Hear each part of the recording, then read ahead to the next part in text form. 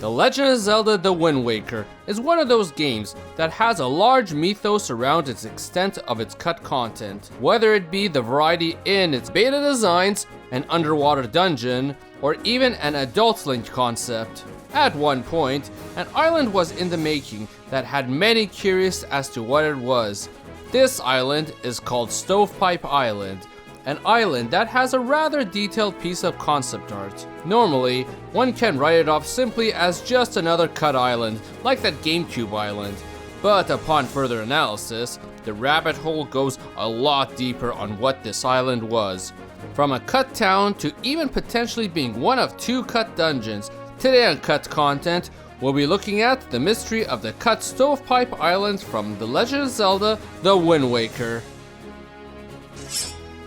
If you enjoy this video, please hit the subscribe button and hit the like button too to further support us and keep creating new videos. Now, The Wind Waker has many cut islands and locations, some altered to newer takes for the final game, some rather generic maps that may or may not have become test maps, others also serving a grand importance like the underworld of Hyrule that was planned at one point. So what makes Stovepipe Island here so much more special than all those other cut locations?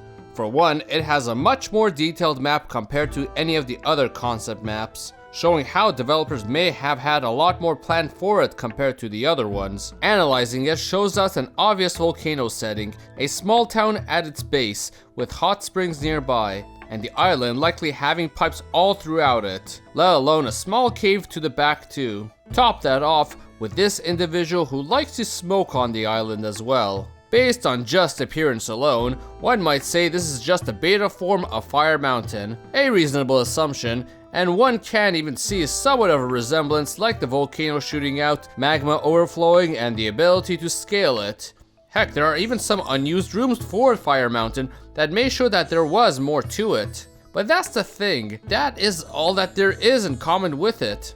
The volcano, something Dragon Roost Island also has in common, albeit not as active. In fact, that island has a lot more in common with this, as it even has its own town. But alas, that likely also isn't the case. The populace themselves, as depicted here, don't look in the slightest bit bird-like in appearance. In fact, these guys bear a striking resemblance to Gorons. Now, Gorons have been seen in this game as random merchants you encounter. However, you never see a home for them. This was the only population without one, oddly enough. Who's to say that they aren't from here originally? But now you may be saying, when did the Gorons smoke or blow smoke out? That is a valid reason for skepticism, but let's also consider that the Gorons have seen a fair bit of change game to game. But the bits that always remain the same are their affinity to smoke and fire, their dumb face, and overall kinda chubby. All fitting here, and this may have as such been the original design for the Gorons before they made them more like their Ocarina of Time counterpart. Of course, it could just be a generic idea the artist had here of making Gorons more different this time too. But then begs the question, where would such a Goron-infested island appear? Now, if we look at the final map of the Wind Waker, it's very clear that they styled it after the locations of Ocarina of Time, Hyrule Castle of course being where it normally was, Forest Haven being where the Kokiri Forest was, the Forsaken Fortress holding up residence over the Gerudo Fortress, Outset Island over Lake Hylia, and Dragon Roost Island over Death Mountain. Now with the last one, some may think, well, that debunks the whole Goron theory, as you'd think Stovepipe Island should appear there. But let's take a step back for a moment. The Rito, who reside on Dragon Roost Isle, are a strange breed. They are said to be supposedly descendants of Zoras, yet living in the Goron's home instead. I have had the theory before that Ritos and Zoras weren't always meant to be related, and it may have just been done as a way to connect Medley with her sage in a sloppy, rushed way. And continuously, Nintendo seems to try to keep these two separate, with games such as Breath of the Wild showcasing both of them existing side by side, which may further point to it not being the original intention. Now, this isn't something that can 100% be proven, but the oddity is, why did they replace the Gorons on what was the former Death Mountain? And really, the answer may be yet another sloppy push to cover for a race that they really couldn't expand upon. You see, Wind Waker has been stated by director Eiji Onuma to have 2 cut dungeons due to time constraints on the game's development. The first one, as stated in a previous video, very likely was a water-related dungeon with all the evidence that exists for it, including transparent water, concept art for a water boss, and water boots. Thus, this being the 3rd dungeon of the game that involved Jaboon. The 2nd dungeon in this case may involve Stovepipe Island. The Gorons are at this point clearly a race that are given equal importance to Hyrule and the series as the Zoras are. They are usually heavily expanded upon and always have dungeons made for both of them. And by Wind Waker, several games had already done that. So if this theory of this water dungeon being Zora related is correct, one can assume this likely Goron infested island would be where the 2nd cut dungeon existed to cover this race. But this still doesn't mean that this was just a beta Dragon Roost island, but rather my theory would be that the island was meant to be elsewhere originally, and for Stovepipe to be right here. You see, in the original GameCube version, each island was its own separate map that would seamlessly load as you get close to the edge of one island's region. Therefore, the developers could in fact move the islands anywhere, and it would seamlessly load. Of course, by the Wii U HD version, they stitched them all together to load at once.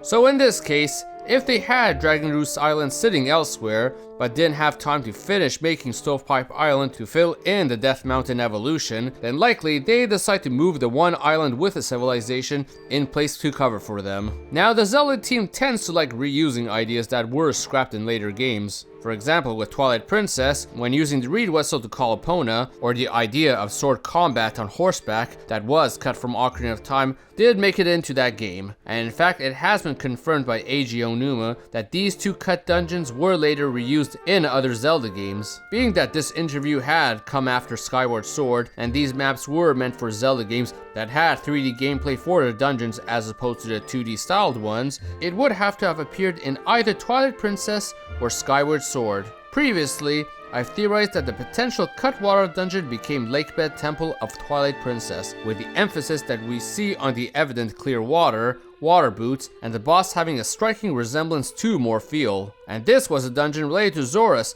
which could have appeared on an island called Great Fish Isle. If Stovepipe Island, or Goron Island, is where the 2nd cut dungeon was, then the most likely answer could be the Goron Mines of Twilight Princess being what it became. Now consider the name and the artwork alone, Stovepipe.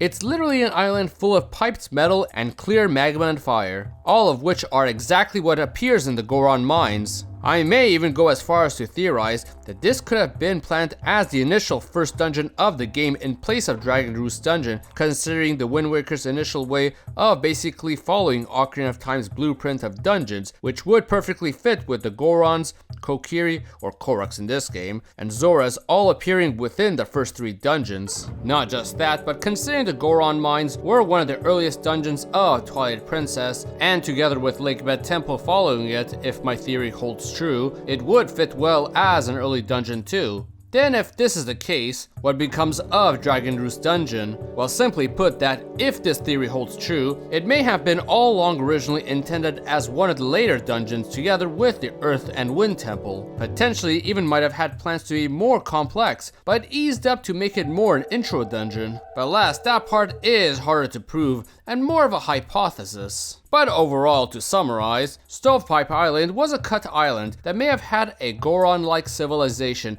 based on the art and the existence of Gorons in the game, which, like any other Zelda game following Ocarina of Time, would normally have a dungeon to accompany them, together with a potential other cut dungeon being a water and / or Zora related dungeon. These very cut dungeons may have been reused in Twilight Princess as the Goron Mines and Lakebed Temple due to a variety of evidence in-game and in concept. While many have clamored for what these 2 cut dungeons were, and even have wanted Onuma to include them in the HD versions, he wasn't wrong when he said that we have played them in some form. They may very well have been these 2 dungeons.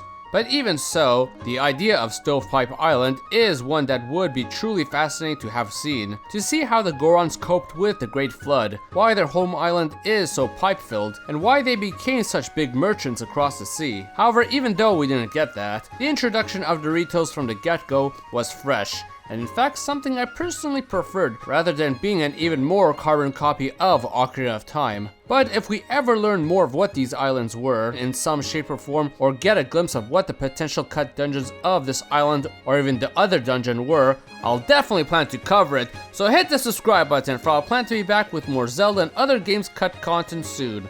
Hit the like button and comment below on what your theory is on Stovepipe Island, and if you would have preferred it over Dragon Roost Isle. So everyone, thank you for watching!